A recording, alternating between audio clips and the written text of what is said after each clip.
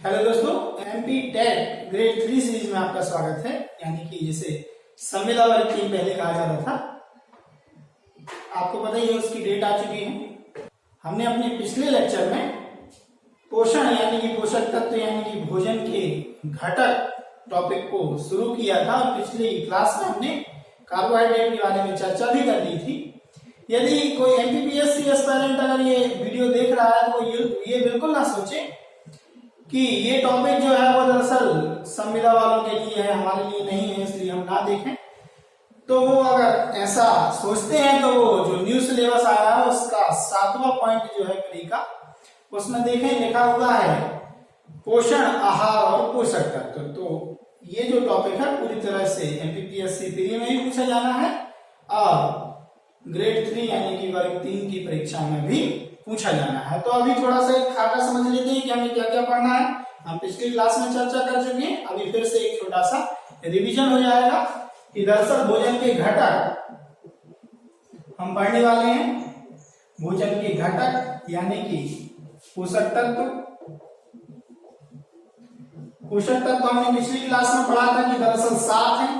उन्हें आप 2 भागों में बांट सकते हैं, एक बृहद पोषक तत्व और दूसरे सूक्ष्म पोषक तत्व, यानी कि जिनकी बहुत ज्यादा आवश्यकता पड़ती है वो बृहद है और जिनकी कम मात्रा में आवश्यकता पड़ती है, हालांकि महत्वपूर्ण वो भी है लेकिन उनकी कम मात्रा में आवश्यकता पड़ती है, इसलिए उन्हें सूक्ष्म पोषक तत्व कहा जाता है। तो अगर देखा जाए कि हम उसी क्रम में अगर लिखें तो सबसे पहला कार्बोहाइड्रेट है, मान लीजिए, दूसरा वसा, तीसरा प्रोटीन और चौथा जल। और इधर अगर हम बात करें विटामिन, खनिज लवण और अंत में न्यूक्लिक एसिड यानी कि डीएनए, आरएनए। तो ये 3 जो है विटामिन, खनिज लवण और न्यूक्लिक एसिड, ये सूक्ष्म पोषक तत्व हैं और यहाँ कार्बोहाइड्रेट, वसा, प्रोटीन, जल जो है वो बृहद पोषक तत्व है, जिसमें से कार्बोहाइड्रेट के बारे में विस्तृत चर्चा हम अपनी पिछली क्लास में कर चुके हैं। अगर आपने वो वीडियो नहीं देखा तो उसकी लिंक डिस्क्रिप्शन में दी गई है, कृपया ये वीडियो या ये क्लास देखने से पहले आप उसे जरूर देखें। आज हम कोशिश करेंगे कि आज की क्लास में हम वसा और प्रोटीन को कवर करें। कोशिश करेंगे, हो सकता है कवर ना हो पाए, लेकिन हम पूरी कोशिश करेंगे कि ये दोनों टॉपिक इस क्लास में कवर हो जाएं। तो हम अब शुरू करेंगे वसा। तो सबसे पहले हम शुरू करते हैं वसा, यानी कि कार्बोहाइड्रेट के बाद अब वसा पढ़ते हैं हम।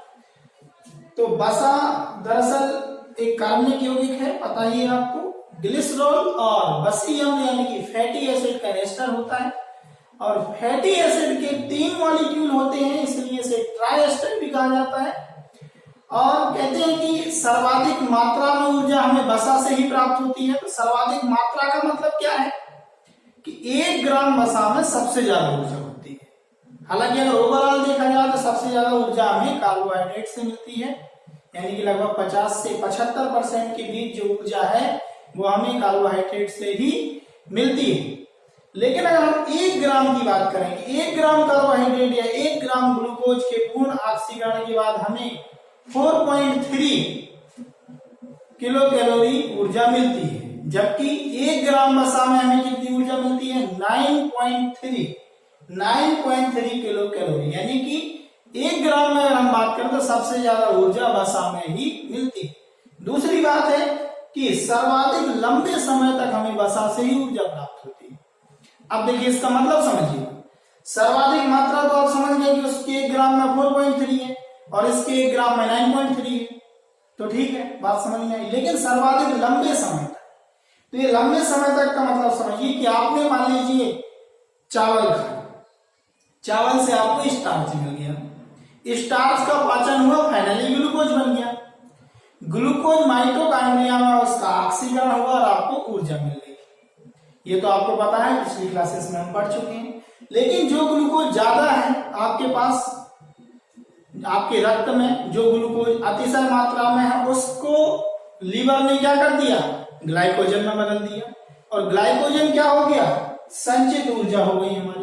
यानी कि जो ग्लूकोज था वो लीवर में ग्लाइकोजन में बदल गया और वो हमारी स्टोर्ड एनर्जी, संचित ऊर्जा। यानी कि आपने सुबह खाना खाया, 10 बजे खाया मान लीजिए, आपको तुरंत ग्लूकोज मिल गया, ग्लूकोज से ऊर्जा बन गई। लेकिन 11 बजे क्या होगा, 12 बजे क्या होगा, ग्लूकोज खत्म होगा ना, तो जो ग्लाइकोजन स्टोर है वो फिर से क्या क्या होगा, ग्लूकोज में बदलेगा और फिर ग्लूकोज से एनर्जी मिलेगी। यानी कि खाना खाने के बाद बहुत सारा ग्लूकोज हो जाता है तो वो ग्लूकोज क्या बदल जाता है, ग्लाइकोजन में। लेकिन जैसे जैसे समय बीतता है तो ग्लाइकोजन फिर से ग्लूकोज में बदलता है और आपको ऊर्जा मिलती है। और जब ग्लाइकोजन खत्म होने लगता है तो आपको भूख लगने लगती है। अब यहां पर ये बात समझिए कि यदि ग्लाइकोजन भी बहुत ज्यादा हो जाए तो वह फैट में बदलने लगता है। फैट भी स्टोर्ड एनर्जी, वो लंबे समय वाली एनर्जी है, वो तुरंत खर्च नहीं होती। अब वो देखिए कब खर्च होती है, समझिएगा।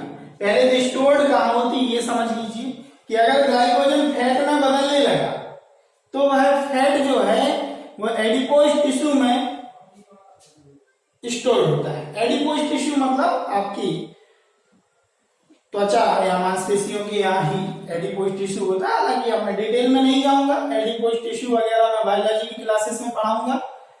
टिश्यू जब हम पढ़ रहे होंगे, अभी केवल ये समझ लीजिए कि एडिपोज टिश्यू में वसा संग्रहित होता है और वही एडिपोज टिश्यू आपको मतलब मोटा टाइप से बनाता है। आप ये समझ लीजिए सामान्य भाषा में।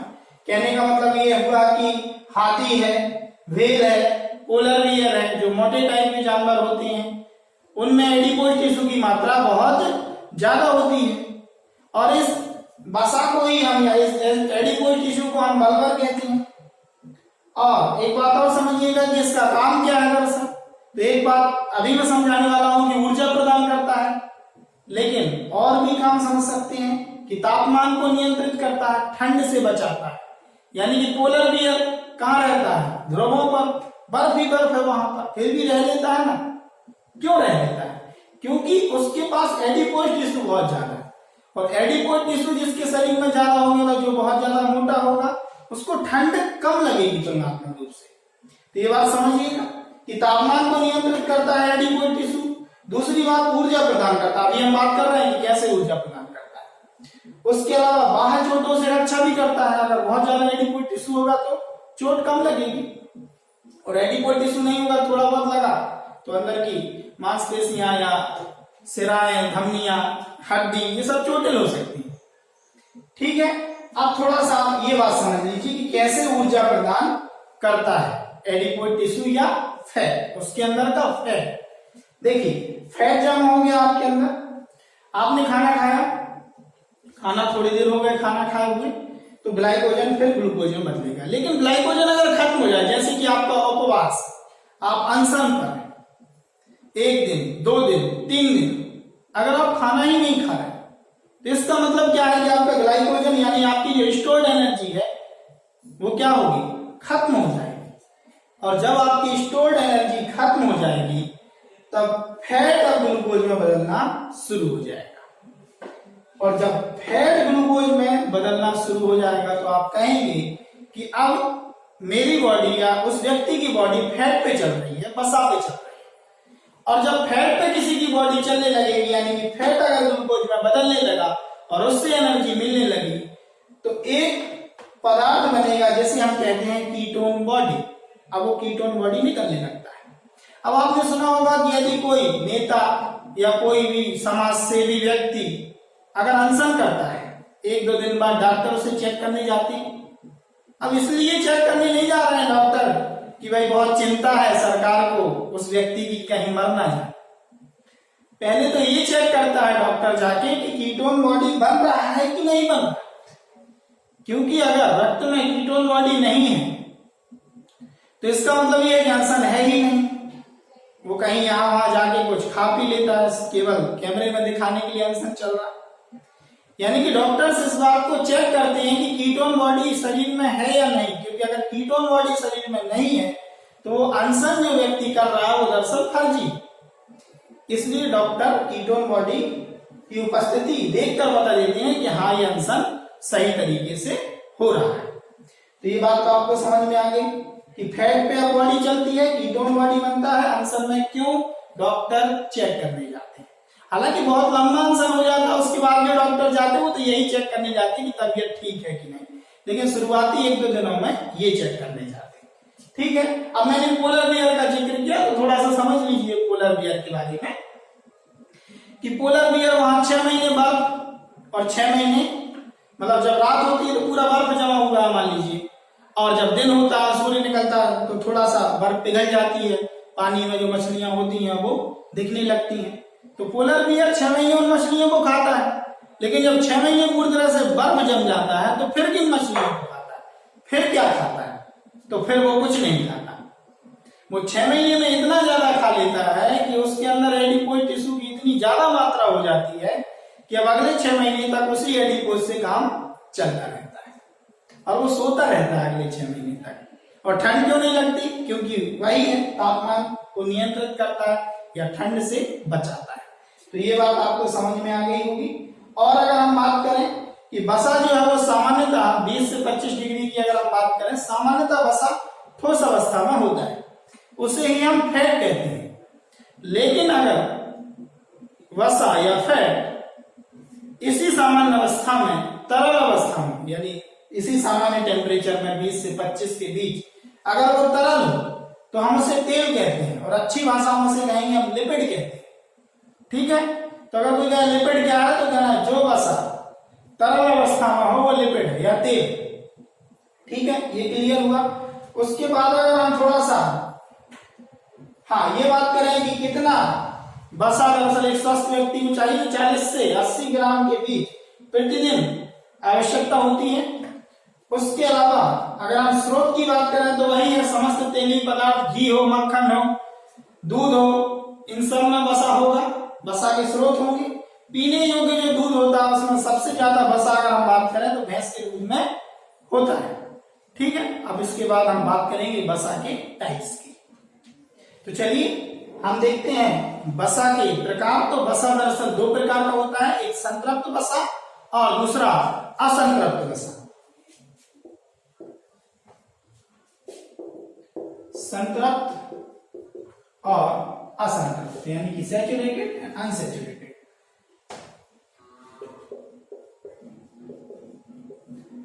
अब ये संतृप्त और असंतृप्त का मतलब क्या होगा?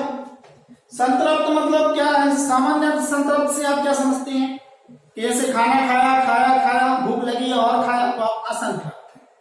लेकिन जब आपकी भूख पूरी तरह से समाप्त हो गई, आप कह रहे हैं कि नहीं अब एक पूरी ले लीजिए, नहीं एक भी पूरी नहीं खा पाएंगे, पूरी तो छोड़ो रसगुल्ले भी नहीं खा पाएंगे, तो इसका मतलब यह है कि आप बहुत ज्यादा संतृप्त हो गए कि आप कोई जगह नहीं है पेट में। तो सामान्य अर्थ तो यही हुआ। तो यदि वही चीज है कि अगर कोई वसा की हम बात करें तो कार्बन, हाइड्रोजन और ऑक्सीजन, तो अगर जैसे मान लीजिए कार्बन और दूसरा कार्बन डबल बॉन्ड से जुड़ा है मान लीजिए, तो इसका मतलब यह है कि अभी गुंजाइश है कि एक और हाइड्रोजन या ऑक्सीजन इससे आके जुड़ सकता है। कैसे गुंजाइश है? आपने थोड़ी बहुत अगर केमिस्ट्री पढ़ी होगी तो ये गुंजाइश है कि एक बॉन्ड ये टूट कर मान लीजिए इस तरह से ऑक्सीजन हाइड्रोजन कुछ यहां पर जुड़ सकता है। यानी कि अगर गुंजाइश है तो हम कहेंगे असंतृप्त, यानी भूख लगी है अगर थोड़ा सा और ले सकते हैं तो असंतृप्त है। और अगर बिल्कुल नहीं ले सकते यानी कि कोई गुंजाइश नहीं है तो इसका मतलब ये है कि वह संतृप्त है। तो यानी कि कार्बन और कार्बन अगर डबल बॉन्ड, ट्रिपल बॉन्ड से जुड़े हुए हैं तो इसका मतलब यह है कि गुंजाइश है कि ऑक्सीजन और हाइड्रोजन के अणु इसमें अभी और आकर जुड़ सकते हैं। पर अगर सभी कार्बन के परमाणु एक दूसरे से सिंगल बॉन्ड से जुड़े हैं तो इसका मतलब यह है कि अब गुंजाइश नहीं है कि कोई भी हाइड्रोजन या कोई भी ऑक्सीजन का अणु आकर इससे जुड़ सके, तो वह संतृप्त है। तो ये सामान्य बात समझ लीजिए। ठीक है, कि क्योंकि अगर क्वेश्चन आ रहा है कि संतृप्त वसा में कार्बन और कार्बन के जो अणु हैं वो किस बॉन्ड से जुड़े होते हैं, तो आप बता दीजिए सिंगल से जुड़े होते हैं। और डबल और ट्रिपल से किससे जुड़ेंगे? असंतृप्त में। क्यों? क्योंकि डबल और ट्रिपल में गुंजाइश है अभी कि ऑक्सीजन और हाइड्रोजन के अणु अभी जुड़ सकते हैं। थोड़ी गुंजाइश है कि एक पूरी खाई जा सकती है, ये समझ लीजिए। अब कुछ उदाहरण समझ लीजिए कि आखिर संतृप्त वसा और असंतृप्त वसा की क्या उदाहरण है। तो यहां पर आप नारियल का तेल समझ लीजिए, नारियल का तेल यानी कि कोकोनट ऑयल, और ताड़ का तेल यानी कि पाम ऑयल जिसे कहते हैं, ताड़ का तेल। यहां पर आप असंतृप्त में समझ लीजिए उदाहरण जैसे मछली का तेल, और अगला मान लीजिए जितने भी वनस्पति तेल आप सुनते हैं, इन दो को मैंने यहां पर इसलिए लिख लिया क्योंकि आप कंफ्यूज ना हो, ये दरअसल संतृप्त हैं, ठीक है, कोकोनट से बने हैं, पाम से बना है, लेकिन फिर भी असंतृप्त ना होकर संतृप्त, बाकी अन्य वनस्पति तेल जो है वो असंतृप्त की कैटेगरी में आते हैं। मछली का तेल असंतृप्त है। अब इन दोनों को देखकर आपको ये समझ में आ रहा होगा कि खाने योग्य कौन सा है। खाने योग्य है असंतृप्त। मछली का तेल खूब खाते लोग, वनस्पति तेल तो हम खा ही रहे हैं, ठीक है। नारियल का तेल तो नहीं खाते, जनरली सिर में लगाते हैं मान लीजिए, तो सामान्यतः नारियल का तेल तो नहीं खाया जाता, सामान्यतः, ठीक है, खाने वाले खा सकते हैं। तो यहां पर आप समझ लीजिए कि दो प्रकार के टाइप हैं, दो प्रकार हैं दरअसल फैट के, संतृप्त असंतृप्त। थोड़ा सा एक सामान्य परिचय आपने प्राप्त कर लिया। तो ये फैट के बारे में या वसा के बारे में एक सामान्य परिचय मैंने आपको दिया। इसके अतिरिक्त अगर कोई और फैक्ट अगर बच जाता है जो इस क्लास में कवर नहीं हो पाया, तो हम कोशिश करेंगे हमारे फेसबुक पेज पे, इंस्टा पेज पे आपको वो सारे फैक्ट, या हमारी टेस्ट सीरीज के माध्यम से हम कोशिश करेंगे कि वो सारे फैक्ट आपको उपलब्ध करा दिए जाएं। हमारे फेसबुक और इंस्टा पेज की जो लिंक है वो डिस्क्रिप्शन में दी गई है, आप उसे जरूर फॉलो करें ताकि आपको और भी एग्जाम से रिलेटेड जानकारियां मिलती रहें।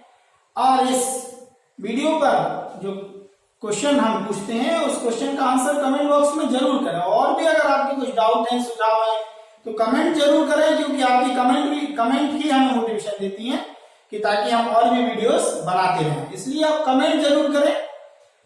और आज की क्लास से संबंधित जो क्वेश्चन है वो आपकी स्क्रीन पर ये रहा।